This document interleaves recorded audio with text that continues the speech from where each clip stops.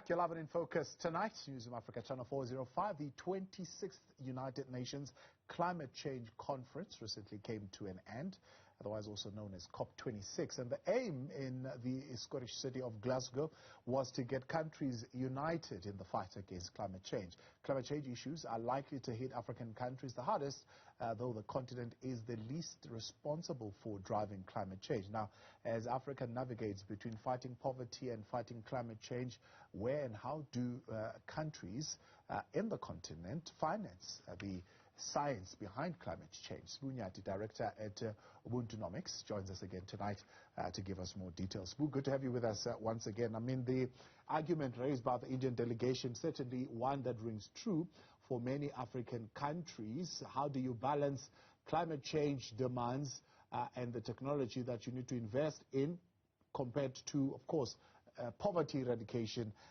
initiatives? How do you strike a balance? Well, good evening to you, Thabo, and your viewers. Well, how do you strike a balance? I don't know whether you need to strike a balance because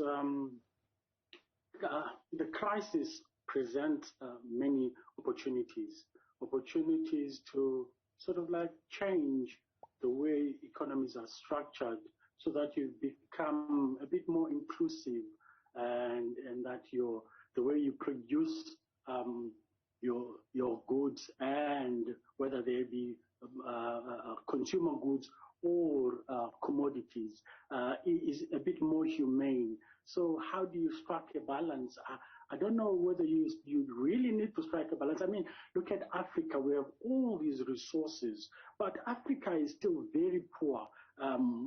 All of this wealth accrues only to a few people, multinational companies, and you find that in most of Africa, in cases like the DRC, those places are very are rich in all of these resources, yet the people are poor. Even here in South Africa, we have coal. How many people really benefit from coal, except for those who mine the coal? But for the rest of us, the only benefit that we get is what? Maybe sickness, disease, and low wages.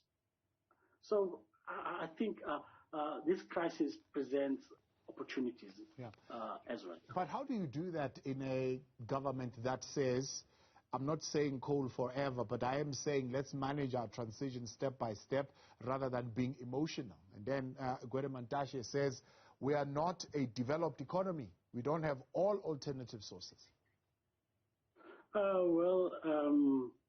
South Africa, the only thing that we don't have are the technologies. These technologies can be imported anytime. I mean, we already have wind turbine factories in Kucha, in Gqeberha. So these technologies can be brought in. So it just depends on what the government strives for, what their strategy is. So in any case, coal is going. The transition is here. So maybe Minister Mantashe may say what he says. I mean, South Africa does have a lot of coal reserves, but what can you do with those coal reserves when no bank is going to loan you the funds to mine them out, or even give loans to Eskom to build another Medupi? Because we'll never have another Medupi or another Kusile. This is the end of coal.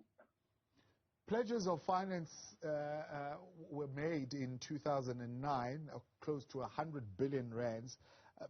They're yet to be fulfilled, which means that African nations are still not seeing the benefit of those pledges. So are there other countries not taking this as seriously as they should be?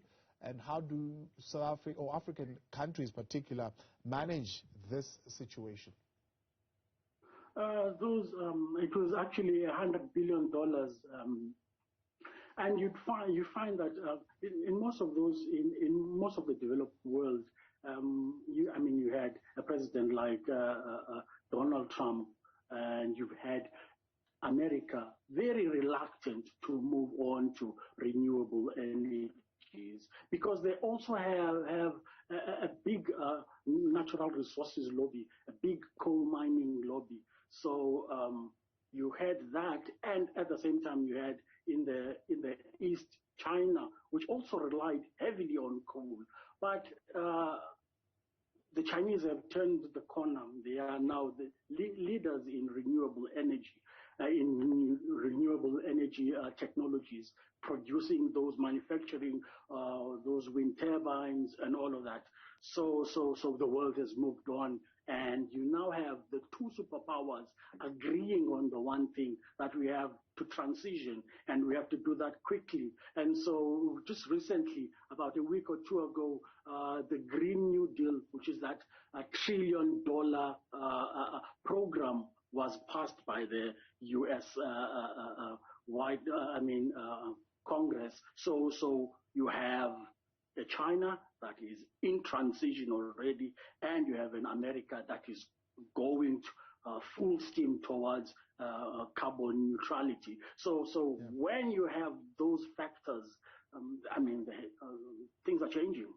But I mean, you speak of China. China has now increased its import of coal 28%, 3.7 million tons of thermal coal from Russia in September, according to customs data. They are, of course, now almost going back to bringing coal to the industries there. Of course, yes. Well, yeah, that's true. What you have to do when you are transitioning, you have to do it.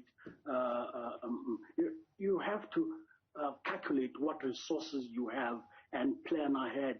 And so what happened in China is that you had this COVID pandemic, and production had gone down. And after the lockdowns are lifted, there was so much demand. So it is true that we are transitioning, but we have to do it carefully and strategically. And so we also have to have transitional technologies like gas. Right. Use that more. All right, so we appreciate your time. Unfortunately, we got to interrupt that and cut that short, as we'll take you back to the city of Johannesburg in a moment. That is the